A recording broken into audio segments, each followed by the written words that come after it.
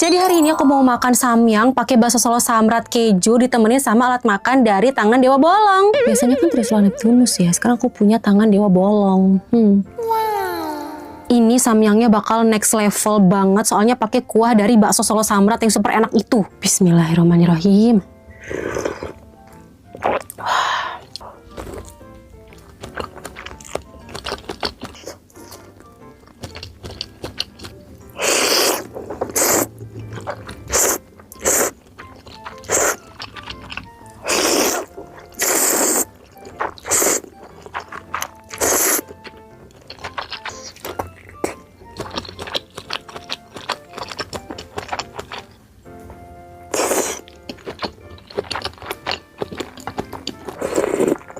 Sisa kejunya col ke pangsit.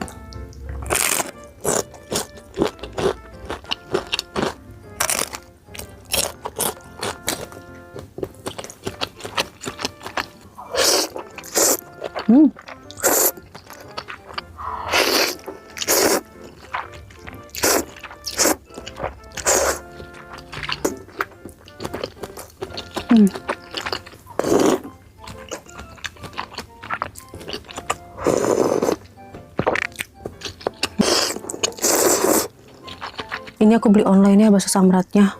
Ongkirnya mahal banget. Next makan apa lagi? Komen. Mini vlog apa aja yang aku makan jajan di Saisong Road, Pattaya, Thailand.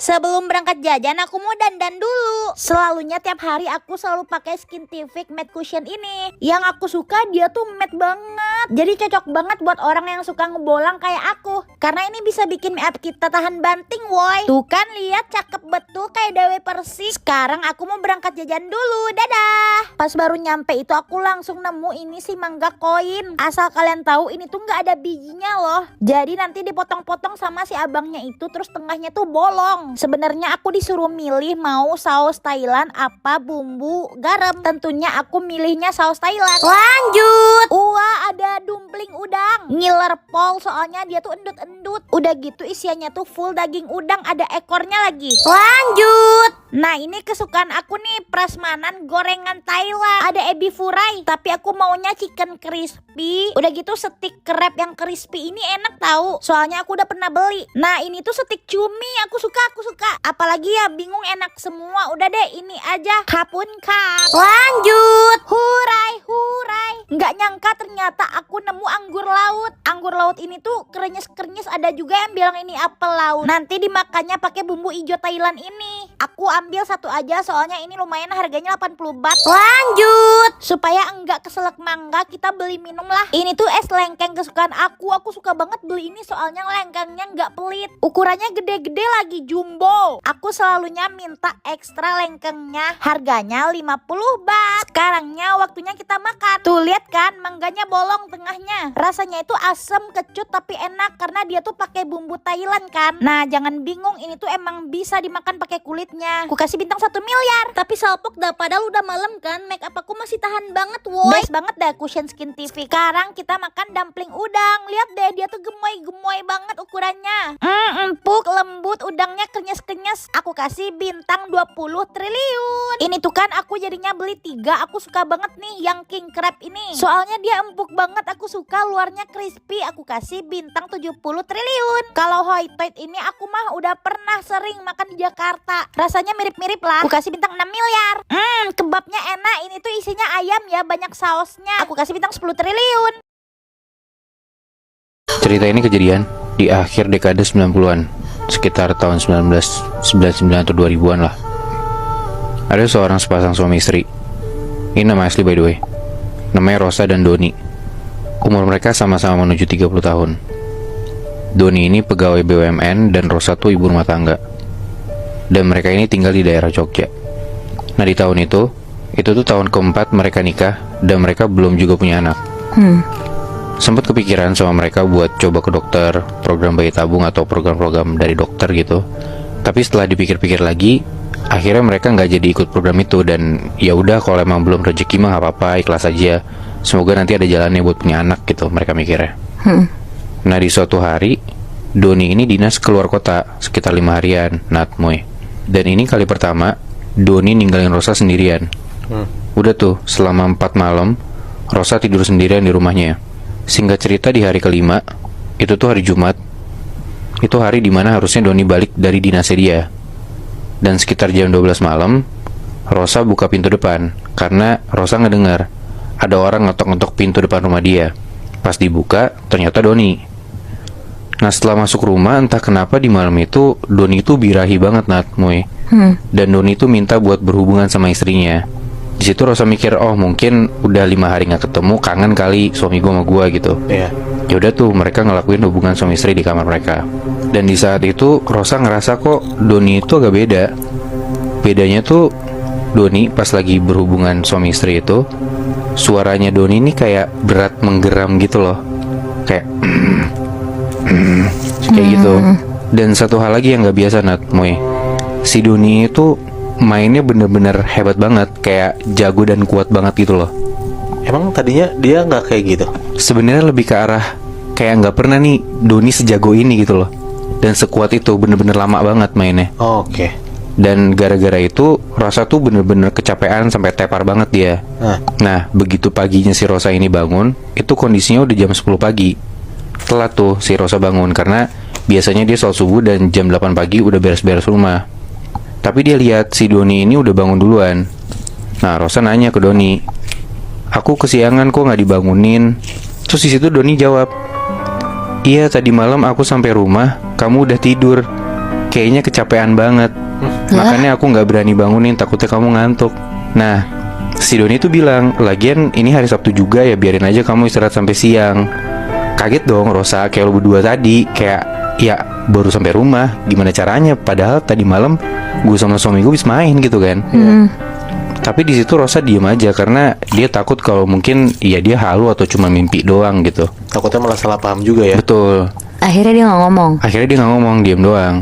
Singkat cerita, beberapa minggu setelah kejadian itu, Rosa tuh ngerasa perutnya sakit dan mual-mual. Setelah dibawa ke dokter, ternyata Rosa ini hamil, Nat, Moy. Di situ Rosa dan Doni senang banget. Akhirnya mereka bisa punya anak setelah 4 tahun gitu kan nikah nggak punya anak. Ya. Udah nunggu lama banget gitu kan. Dan sejak udah ketahuan hamil, ya karena udah nunggu lama juga, itu tuh bikin Doni sama Rosa tuh yang ngejaga banget lah si Rosa ini kondisinya. Dan bahkan gak cuma mereka berdua, tapi nyokapnya Doni tuh justru ikutan lebih concern sama Rosa gitu loh. Jadi lebih diperhatiin. Ya. Nah, berjalan sampai kehamilan di bulan kelima, di situ nyokapnya Doni tuh ngerasa kalau Rosa ini kelihatan makin kurus gitu. Kayak perutnya tuh makin gede, tapi badannya Rosa nih makin kurus, kayak timpang gitu loh badannya. Kebayang gak sih? Misalnya kayak perutnya makin gede, tapi tangannya Rosa tuh mengecil. Terus kayak mukanya tuh rada-rada pucet, kagak capek gitu. Tapi perutnya tuh tetap makin gede gitu loh. Bahkan di usia kehamilan yang 5 bulan, yang sebenarnya perutnya harusnya gak gede-gede banget, kelihatannya perutnya Rosa nih kayak hamil tua gitu loh. Perutnya gede banget. Nah, gara-gara kayak gitu, nyokapnya Doni tuh ya makin concern. Padahal vitamin dari dokter tuh udah diminum rutin. Rosa juga gak banyak aktivitas yang bikin capek, makannya juga teratur gitu loh. Akhirnya nyokapnya Doni ini adalah buat minta ke ustadznya dia, buat dikasih air sama ustadznya ini buat kesehatan Rosa dan bayinya gitulah. Nah, nyokapnya Doni ini mikir ya buat jaga-jaga aja, gak ada yang macem-macem gimana-gimana gitu loh. Dikasih lah tuh air yang udah didoain sama ustadznya nyokapnya Doni ini. Terus nyokapnya Doni nyuruh Doni buat ngasih ke istrinya. Awalnya Doni gak mau, Nat, Moy. Tapi nyokapnya ini maksa, kayak udah nurut aja lah biar sehat istrinya. Gak ada salahnya juga buat jaga-jaga doang gitu. Akhirnya dilakuin lah tuh. Doni ini nyampurin si air putih yang udah didoain, dicampur ke, kalau misalkan Doni lagi bikinin teh buat istrinya. Terus kalau misalnya Rosa minta ambilin minum, dia kasih air ini gitu. Dan setelah itu beberapa hari kemudian, perutnya si Rosa ini kayak melilit dan Rosa tuh ngakunya sakit banget badannya dia. Dibawalah ke rumah sakit, dicek sama dokter, dan tiba-tiba setelah dicek USG, bayinya Rosa ini gak kelihatan bergerak, Nat, Moy. Gak ada kelihatan detak jantungnya. Padahal harusnya kalau bayi dicek ke USG ada detak jantungnya gitu kan. Iya. kayak gerak-gerak dikit gitu loh. Apalagi dia udah 5 bulan kan, Bi? Betul, harusnya udah kelihatan kan. Dicek lagi ke rumah sakit lain pun begitu juga. Yang kelihatan di USG tuh bukan bentuk bayi yang kecil kayak ya 5 bulan. Kalau dicek di USG tuh kayak kelihatan sedikit anggota tubuhnya atau gimana. Ini tuh enggak, kayak cuma segumpal daging doang dan gak gerak sama sekali. Aneh juga kan kenapa bisa kayak gitu loh. Setelah dicoba ke medis pun gak bisa, kemana-mana pun gak bisa. Si ibunya Doni ini akhirnya ngide lagi. Dia maksa buat ke ustadznya dia. Dan akhirnya setelah Doni, Rosa, dan nyokapnya Doni ke situ, dilihat sama ustadznya ini, dan menurut si ustadz ini, dia bilang ternyata anak yang dikandung sama Rosa itu bukan anak manusia, tapi anak genderuwo. Bangsat. Dan ternyata hal ini kejadian gara-gara di saat itu yang pertama kali Doni itu dinas keluar, yang dia ditinggal 5 hari, itu tuh si Rosa dalam tanda kutip lagi main sama genderuwo yang nyamperin si Rosa. Gila. Jadi si Rosa ini disetubuhin sama genderuwo, yang mana genderuwonya itu tuh ada di sekitar rumahnya si Rosa dan Doni. Dan ketika Doni ini nggak ada di rumah, si genderuwo ini masuk ke dalam rumahnya Rosa dan Doni, dan kayak seakan-akan kelihatan seperti Doni gitu loh. Jadi ya yang mereka lihat di USG itu sebelumnya itu bukan bayi manusia, tapi bayi genderuwo, weh. Nat. Dan janin yang di dalam kandungannya Rosa ini mati gara-gara air yang udah didoain sama si ustadz ini. Oh. Setelah itu singkat cerita akhirnya mereka ke dokter. Kandungan yang udah jadi daging ini dikeluarin, dan ya yang keluar hanya daging-daging dan darah-darah yang menggumpal aja gitu loh. Jujur kasihan banget sih. Tapi di situ Doni pun ya ikhlas gitu sama apa yang udah terjadi sama istrinya. Anjing, berarti kasarannya kayak si Rosa tuh emang diincar sama genderuwo ini buat disetubuhin gitu ya? Iya betul. Sampai hamil gitu masalahnya. Dan bahkan yang dia kandung bukan anak si Doni, ya anak genderuwo itu gitu loh. Berarti, Bi, kalau misalkan dia nggak minum air itu bakal lahir gitu anaknya? Betul, bisa dibilang gitu. Anjing, kayak gimana ngelahirin bayi genderuwo ya? Serem juga kan. Cuman ya hitungannya malah jadi ya untung juga kan, maksudnya bayinya meninggal gitu loh. Iya bener. Emang cukup desperate sih. Lo udah lama nikah tapi nggak punya anak. Tapi ya mungkin wajar sih beberapa orang memilih untuk pergi ke dukun biar mereka bisa punya anak.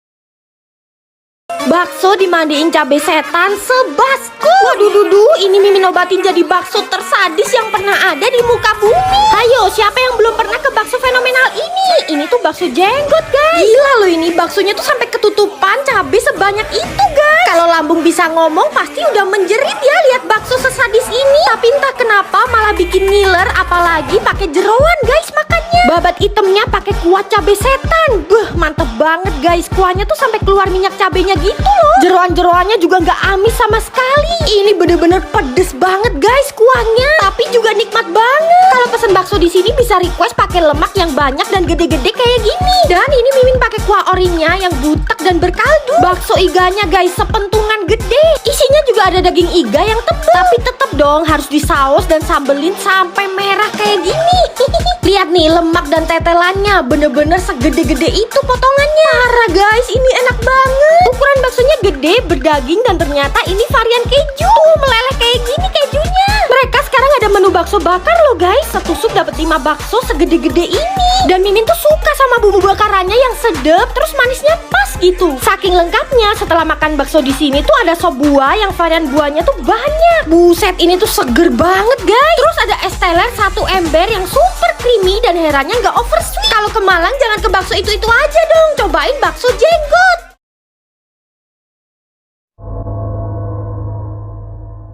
Jadi kejadian yang gue mau ceritain ini sekitar tahun 2017. Ada seorang perempuan, kita sebut aja namanya Lina. Oke. Lina ini orang yang punya indera keenam lah, yang bisa komunikasi sama makhluk-makhluk halus. Jadi awalnya Moebi, dia bisa komunikasi sama makhluk halus tuh karena waktu kecil dia punya teman imajinasi yang selalu nemenin dia. Kayak anak-anak kan sering ya kejadian punya teman imajinasi. Iya. Nah, karena masih kecil, Lina ini mikir kalau temennya ini tuh manusia kayak Lina. Gak taunya, lama-lama Lina itu sadar kalau temennya ini tuh bukan manusia, tapi jin. Oh. Jadi jinnya ini tuh kayak nyesuain gitu Moebi. Pas Lina masih kecil, dia juga kecil. Pas udah gede, dia juga jadi orang gede. Jadi mereka tuh tumbuh besar bareng gitu. Berarti jin ini emang jin penunggu rumahnya Lina itu? Lebih ke jin yang ngikutin Lina sih Moe. Oh. Nah tapi Moe, jinnya ini tuh baik banget dan selalu ngingetin Lina untuk sholat sama ngaji. Nah karena Lina sadar kalau sosok ini selalu ngasih energi positif ke dia, jadinya dia gak apa-apa ngebiarin jin ini tuh deket sama dia. Jin ini tuh selalu ngebantuin Lina lah kalau Lina lagi butuh apa-apa. Kayak Lina dan teman-teman terdekatnya tuh sepanjang hidupnya aman-aman aja terus. Kayak gak pernah kena masalah atau celaka gitu Moebi. Jadi bisa dibilang Lina itu semacam dukun, tapi dia gak yang buka praktek dan cuma bantu orang-orang terdekat dia aja. Tapi sekitar umur 25 tahun tuh jinnya mulai minta makanan ke dia. Makanannya jin tuh jorok gitu loh. Sorry ya, kayak kotoran manusia, kotoran hewan, bahkan tulang-tulang gitulah. Selama ini kalau jin itu minta tuh selalu gak dikasih sama Lina. Tapi kali ini karena Lina udah capek banget dimintain terus, akhirnya dikasih sama Lina Moebi. Singkat cerita, ada sahabatnya Lina, namanya Nisa. Dia cerita dia sakit hati banget ditinggal sama pacarnya. Ditinggalnya itu tuh karena pacarnya tiba-tiba deket sama cewek lain dan sampai jadian. Di situ Nisa nangis-nangis cerita ke Lina. Lina dengernya gak tega banget dan jin ini tuh denger juga. Malamnya jinnya ngomong ke Lina. Intinya jinnya ini tuh nyuruh Lina nyantet cowok ini biar jadi suka lagi sama si Nisa. Dan sekalian juga buat nyelakain cewek barunya. Terus karena Lina juga sakit hati karena sahabatnya digituin, akhirnya dia nanya lah ke jin ini gimana caranya. Akhirnya jin itu ngasih tahu mantra-mantranya. Dan jinnya juga ngasih tahu kalau ritual ini tuh harus dilakuin di atas jam 12 malam. Akhirnya besoknya jam 12 malam Lina nyobalah ritual ini. Pakai foto cowoknya Nisa dan pacar barunya, sama tanggal lahir mereka juga. Pas udah selesai, jinnya ngabarin Lina kalau ternyata ritualnya itu tuh berhasil. Katanya pacar barunya ini langsung muntah darah dan mantannya Nisa katanya gak peduli sama kondisi cewek barunya ini. Besokannya, Nisa langsung nelfon Lina untuk ngasih tahu kalau pacarnya ini tuh ngajak balikan. Di situ Lina lega banget dengernya dan bilang ke Nisa untuk dijaga baik-baik pacarnya. Malamnya sekitar jam 1 malam, badannya Lina ini tiba-tiba sakit banget satu badan. Kayak panas dan ditusuk-tusuk gitu. Besok paginya dia tuh kebangun. ternyata kondisi badannya tuh masih sama semalam. Terus tiba-tiba ada Nisa di depan rumahnya Lina. Nisa datang dan dengan paniknya Nisa tuh bilang, Lin, ternyata ceweknya pacar aku kemarin disantet orang. Terus Lina ini pura-pura gak tahu dan bilang, kenapa emangnya? Terus kata Nisa, ceweknya katanya muntah darah gak berhenti. Dan ternyata dia punya orang pinter yang bisa nepis kiriman itu, Lin. Oh shit. Terus si Lina tuh nanya, terus ditepisnya gimana, Nis? Terus dia bilang, katanya orang pinternya ini udah ngirim peringatan pertama ke orang yang nyantet dia. Nah, malam ini katanya akan dikirim lagi yang lebih parah dari semalam. Wow.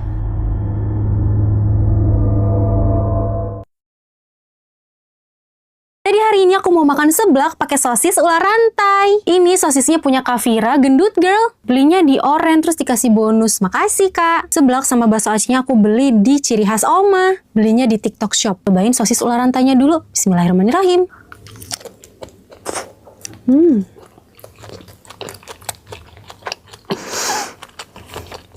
Enak banget, kejunya banyak. Nih guys, sosisnya tuh kejunya celup-celup ke seblak.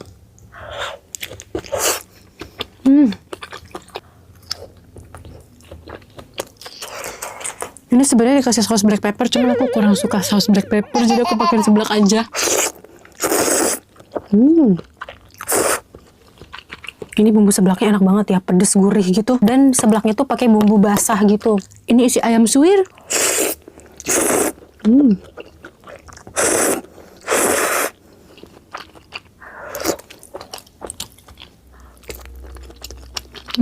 Seblaknya lekoh banget ya.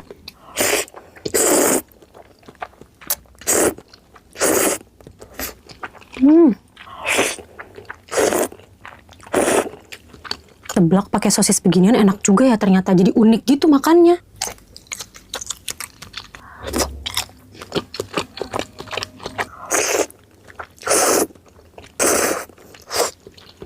Next makan apa lagi ya? Komen. Halo deh, mau main sweet sama aku nggak? Kalau menang aku beliin blind box apa aja yang ada di mini solen ini, mau? Ih, Kak Vanessa kan? Iya. Mau dong, Kak. Mari kita sweet. Yang 3 poin duluan, dia pemenangnya, ready? Oke, Kak. Sweet. Ah, gue menang ya. Karena kamu udah menang, kamu bebas pilih blind box apa aja yang ada di mini solen ini. Kalau yang bisa digantung di tas boleh nggak, Kak? Boleh dong, tapi 1 blind box ya. Oke, Kak. Wah, yang sebelah ini lucu deh, Kak. Iya, kamu mau yang ini? Aku lihat yang lain dulu deh, Kak. Tuh, masih banyak yang bisa digantung di tas. Kamu pilih aja. Wah, yang ini lucu banget, Kak. Kayak binatang gitu, Kak. Boleh nggak, Kak, aku yang ini? Boleh. Line up-nya lucu-lucu banget dong, guys. Dan ini displaynya juga nih, gemas. Aku kayaknya pilih yang ini aja deh, Kak. Udah yakin? Yakin. Mari kita bayar. Mau bayar ya? Kasih. Ini dia blind box-nya, Dek. Yeay, makasih, Kak. Oke, sama-sama. Yuk kita unboxing bareng-bareng. Kamu pengen dapat yang mana, Dek?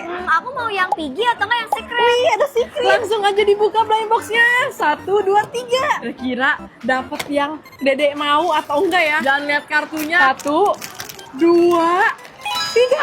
Dapat yang Piggy yang dia mau. Oh my god, kok bisa ya? Wah, tebakannya jago nih guys. Master blind box. Buka plastik segelnya. Wah, lucu banget si Oyo. Dan ini dia kartunya. Dapat yang Piggy. Aku gantung di tas ya, Iya, Kak? gantung. Nih, matching banget. Oke banget aku ketemu Kakak. Makasih, Kak. Iya, sama-sama. Dan next siapa yang mau main sweet sama aku di Mini Solen, jangan lupa komen dan follow. Sampai nanti. Beli apa, Dek? Di toples, Kak. Buset, di kota pasar kaget. No, beli di toko perabotan. Kata lu beli sini. Kemarin aku beli di sini, tapi yang ngelayanin Kak ini. Coba ditanya. Ini, emang lu jual toples? Jual. Oh, gue pikir gak jual. Beli toples. Tapi toples kue lebaran apa toples bekas? Toples yang kayak buat sosis. Oh, ada bekas berarti ya. Oh, jualan lah ini. Jual lah. Ya, ada mah dijual aja semua. Emang buat apa, Dek? Buat prakarya sekolah. Oh, beli berapa? Satu aja. Satu, berapa? 1.000. 1.000. 2 aja deh. 2. Plastik gak? Gak usah. Gak usah. Bawa aja. Nih, maaf ya. Kasih ya, Dek. Ya, makasih juga, Kak. Selain toples bekas yang lu jual bekas-bekas apaan ini? Apa ya? Ya paling karung, kardus. Buset, Situ aja sih, Kak. untung banget ya. Ya lumayan. Ya pokoknya apa aja dijual deh, kan kita dapat duit. Penting cuan. Kalau warung mie ibu apa ya yang dijual yang bekas-bekas itu? Apa ya? Sumpit. Bekas digong. Sumpit yang awalnya putih jadi kuning. Enaknya punya teman usaha warung gini. Aini, Nah, bagi kacang koro ya, iya ambil aja sih. 2 ya. Ya 3, 4, 5, 6 gak apa-apa.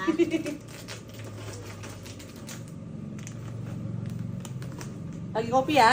Ya. Nih, kalau aus tinggal ngambil aja. Jadi kalau main ke tempat Aini nggak keausan. Apaan ya? Ini deh. Copot. Makasih ya ini. Iya nggak apa-apa, ambil aja.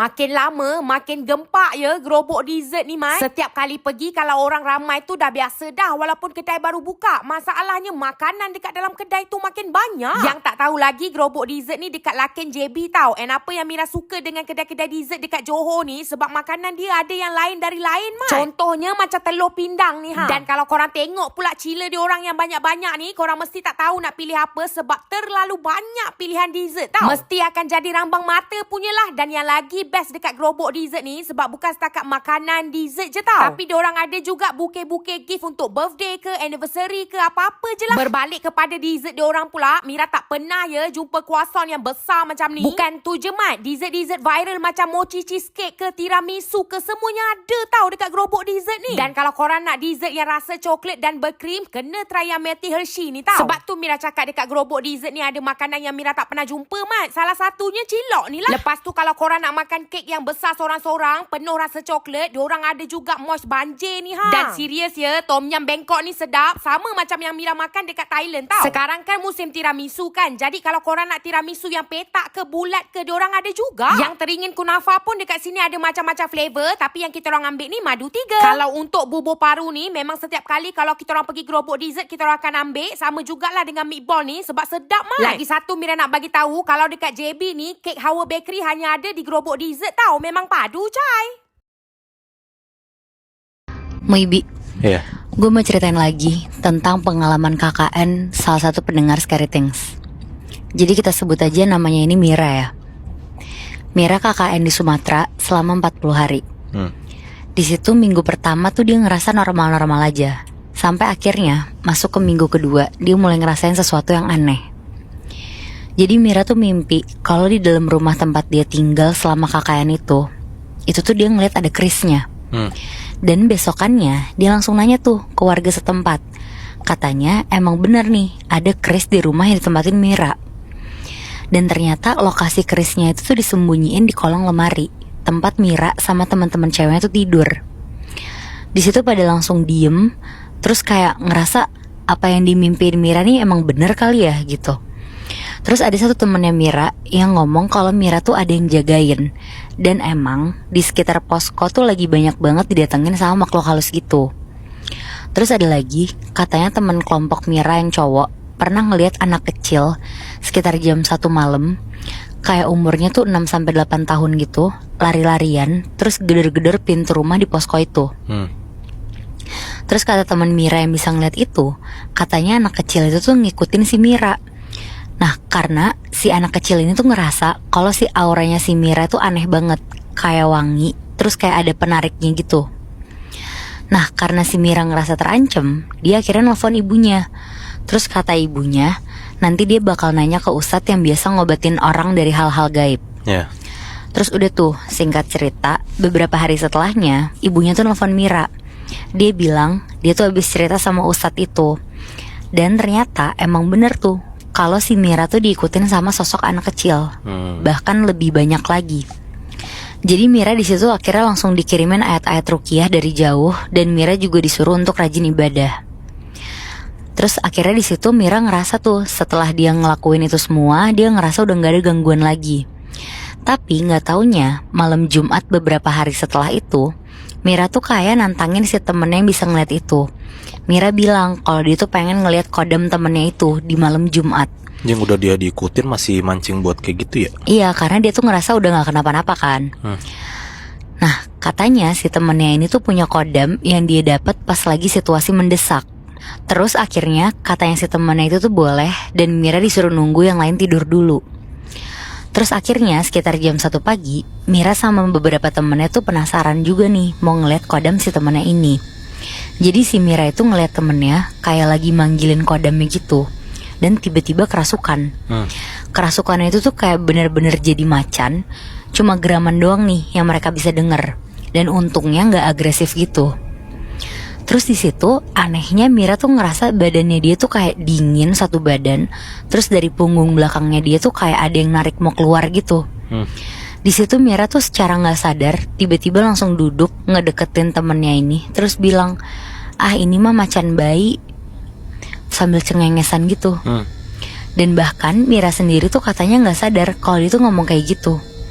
Terus setelah si temennya udah balik semula lagi, dia bilang gini ke Mira, "Gak tahu kenapa pas gue lagi mediasi berubah sama kodam gue, entah kenapa kodam gue tadi tuh malah kayak nunduk-nunduk gitu ke arah lo, terus gak berani agresif. Padahal cuma ditatap doang tuh sama si Mira." Ditanyalah sama si temennya, "Emang lo ada pegangan apa? Kayak kodam apa gitu?" Di situ Mira bilang, "Gue nggak tahu apa-apa karena gue nggak pernah lihat juga dan gue juga nggak pernah komunikasi sama kodam gue ini." Nah, temannya ini bilang kalau dia tuh pengen ngajak ngobrol orang yang jagain Mira. Dan akhirnya di malam itu juga, pas semuanya udah pada tidur, terus Mira tuh di situ tutup mata dan temennya tuh kayak ngegumamin ayat-ayat gitu. Tapi pas Mira merem, di situ si Mira nih ngerasa badannya bener-bener kayak ada yang ngendaliin gitu. Tangannya gerak-gerak sendiri kayak mau nari. Terus badannya tuh jadi kerasa pegel banget. Tapi di situ Mira tuh nyoba nahan dan gak sampai 20 menit. Terus temannya Mira nih nyuruh Mira buka mata. Dan katanya di situ tatapannya Mira itu tajam banget. Terus si Mira nih bilang ke temennya, "Gak usah buka-buka nyari tahu soal aku. Gak bakal bisa kamu ngebukanya." Jadi itu tuh yang ngomong bukan Mira, tapi kodamnya si Mira, Moibi. Iya, iya. Terus gak lama dari situ badannya Mira tuh lemes, terus dia langsung gak sadar gitu. Dan ternyata katanya si temennya ini ada 3 sosok yang ngikutin Mira. Yang pertama tuh anak kecil itu tuh katanya karena dia tuh seneng aja sama Mira. Terus ada lagi nenek-nenek jalan bawa tongkat, terus agak bungkuk gitu jalannya. Nah, nenek-nenek itu tuh yang ngomong sama si temennya Mira ini, yang kalau intinya tuh gak boleh maksa untuk ngebuka sesuatu yang ditutupin. Nah, yang terakhir, pas si Mira buka mata itu, temennya tuh ngeliat di samping Mira itu ada kayak macan putih gede gitu. Itu tuh lagi duduk sambil ngeliatin Mira, yang emang bener-bener ngejagain si Mira. Jadi bener-bener kodamnya si Mira itu. Kodamnya berarti macan putih ya? Betul. Terus setelah Mira pulang ke rumah dan konsul sama ustadznya, ternyata faktanya tuh bener kata lo, Moy, kalau si harimau putih itu tuh emang kodamnya si Mira. Dan ternyata si nenek-nenek juga salah satu kodamnya si Mira. Oh, banyak kan, Cir? Iya, jadi kodamnya dia tuh ada 2, dan itu tuh dikasih sama almarhum kakeknya dia di Kuningan. Oh, apa jangan-jangan sebenarnya ini gue nggak tahu ya fakta atau enggak ya. Kalau misal orang yang punya kodam banyak, kayak contohnya cerita lu, Nat, dia kan punya kodam lebih dari 1 ya. Iya. Apakah orang yang punya kodam lebih dari 1 jadi kayak nggak gampang dirasukin atau nggak gampang diganggu sama makhluk halus ya? Nah, gue juga kurang tahu sih, Moy, kalau itu ya. Karena gue juga kurang paham sih sebenarnya tentang perkodaman itu.